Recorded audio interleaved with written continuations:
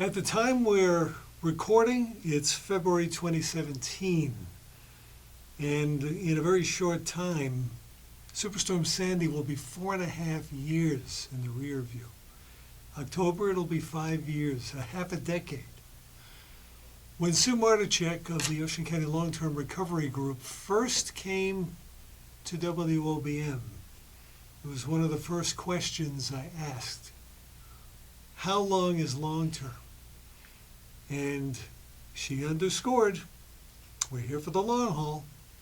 And here she is, with a new series of workshops that are coming up for people who are still rebuilding and who are still trapped in the bureaucratic snares of the RREM program and the LMI program, among others. It's a long, arduous process, thousands of homes. You've helped hundreds and hundreds of people. Sue, let's start with the workshops that are coming up. Very important that we get that information out there. You had one in Atlantic County. The next one's in Toms River. When is that? The next one will be February 15th from 4 to 7 at the Brick Library. And that will be the second in a series of 10 that we're doing in the next 5 months. We feel it is absolutely imperative for us to get out into the community, because while we are assisting hundreds and hundreds, we know that there are people who are out there still struggling and who are not connected to some of the resources. And we have a handful of nonprofits that are working together at these workshops, and we're kind of creating the last safety net here for people. Now, it's important to understand that this is not some sort of state-sponsored project or something that involves a lot of state officials coming in, not really knowing your situation. This is a core of professionals overseeing a giant group of volunteers from all different walks of life, from all different skill sets having to do with recovery and reconstruction, from the emotional to the brick and mortar end of it. It's all in there. Has the group changed pretty much over the course of years? Is it a rotating cast of characters, or pretty much the same people there now as were there then?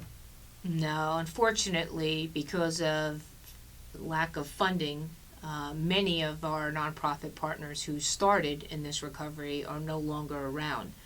I do have to say that we are very thankful to the Robin Hood Foundation, who came in with a grant towards the end of last year that, one, allowed the long-term recovery group to stay in business for one more year, and also they saw the complexities that were still out there, and it is them and their wisdom of helping us sponsor. If it wasn't for Robin Hood Foundation, we would not be able to do these workshops. So I do want to thank them for understanding that at this point, each of these individual cases are very complex. Is it necessary for someone to be already involved in one of the state-funded reconstruction programs in order to get help from the long-term recovery group? Or if you were rejected for whatever reason, or maybe you only have an SBA loan, or some combination, or none, can you still come in? Absolutely. So we will help anybody who is still recovering from Sandy, who is a homeowner who is trying to get back home. The reality of that is, though, because of the underpayments from flood insurance, many people had to rely on the state grant for up to $150,000. So the majority of our cases that we are still trying to get back home are people who have taken part in the state grant program, because those are the people that have the best chance because of the additional money. We do every once in a while run into somebody who, like you said, may be able to get an SBA loan, so they have some funds that they can work with. But at this point, many of our homeowners, after 4 years, their credit has turned upside down. So even if they were able to get a SBA loan in the beginning, if they didn't take it to try to get one as of last year, many of them had challenges. So what would you say the majority of the cases you've dealt with? What have been the biggest, most overriding problems that you've had to tackle, and everyone in the group has had to tackle collectively? Well, the workshops are a reflection of these challenges, because I like to joke around and say this is kind of our greatest hits of workshops, meaning that the first round of workshops that we did was to help people understand the REM program and how to navigate their way through that. Then when they did the reopening of the flood claims, we realized that people were going to need help to understand how to fight for more money from their flood claims. And then a large chunk of the presentation has to do with contractor fraud and contractor disputes, which is something that has kind of gone off the charts. So the three main reasons that people have struggled in this recovery come down to: one, getting underpaid by their flood insurance; two, trying to navigate their way through a complex state construction program; and then three, after they get through all of that, getting in trouble with a contractor. And those three things have really been the challenges. How have you been able to navigate people through them? What has been the normal avenue to resolve some of those issues? Well, I will say on the state side, dealing with the REM program, it is just constant communication with the state, trying to bring challenges to light, and then working on some type of resolution. Sometimes they are simple, and sometimes they are very complicated.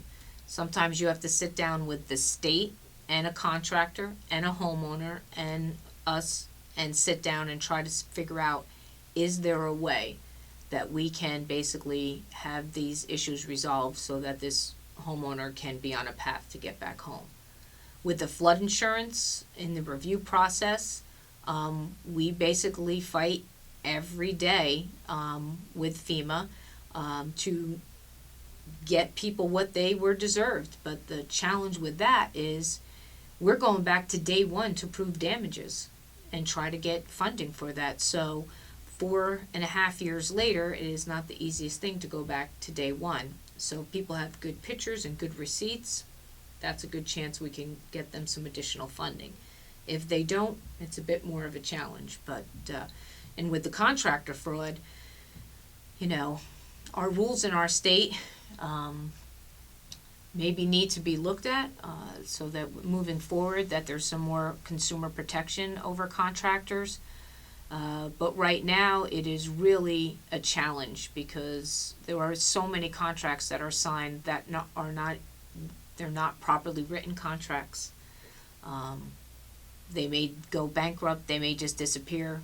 So that to me is going to be an enormous number. And you don't have to go far. Last Friday they had one in the paper where one lifter got 42 people in the REM program for over $1 million. That's a lot. That's a lot. Now, one of the things that has transpired, and again, on the day we're discussing this right now, February 10th, 2017, Governor Christie signed into law amendments to the Sandy Bill of Rights, which allow for greater transparency. They require greater transparency, not allow, as well as enhanced protections in mortgage situations and foreclosure situations. Is there any of this bill that the OCLTRG can plug into and use immediately? How would you use it? So for us and dealing with a homeowner, we know how many homeowners out there are either in the process of foreclosure or are just starting to get behind on their mortgage payments because they've been having to pay a mortgage and pay a rent in their recovery. So for some homeowners, this is going to be a huge sigh of relief just so they can just take a deep breath and get the boot off their throat because they're under so much pressure. But there is one other point I'd like to bring about this is that what was signed today came about because of grassroots groups like the New Jersey Organizing Project working with other nonprofits and homeowners then working with local legislation to actually work on the wording, and then getting it passed. And it seems to me that we may not know what all the answers or solutions are, but that is a pattern that has to be repeated. We have to work together to bring these issues to light, and then work with our politicians to figure out the bills that is going to right a wrong. And this is a great example of how this can happen, and I'm very happy. I'm happy the governor signed it. He came true to his word that he made down when he was on our boardwalk, and I look forward to that being a saving grace for many people.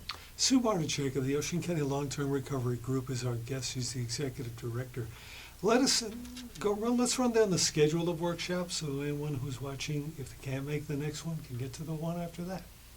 Sure, I'm going to cheat on my sheet here. So we have one coming up this Wednesday, the 15th, at the Brick Library. That's 301 Chambersbridge Road. And then on March 1st, we're going to be back down in Atlantic City at the Second Baptist Church. Then we're going to be up down in Little Egg Harbor on March 8th. And then on March 22nd, we're going to go up to Union Beach. We'll have these all posted on our website, and I will give a copy to you, and you can certainly post it. If anybody has any questions or they can't make it to this workshop but they need help, they can give us a call at 732-569-3484. And if it's not for you, but you know somebody, a neighbor, a friend, somebody at church that is just still struggling, please connect them to us. It is very difficult at this point for people to go alone. What's the website, just to wrap it up? You can go to www.oceancountyltrg.org.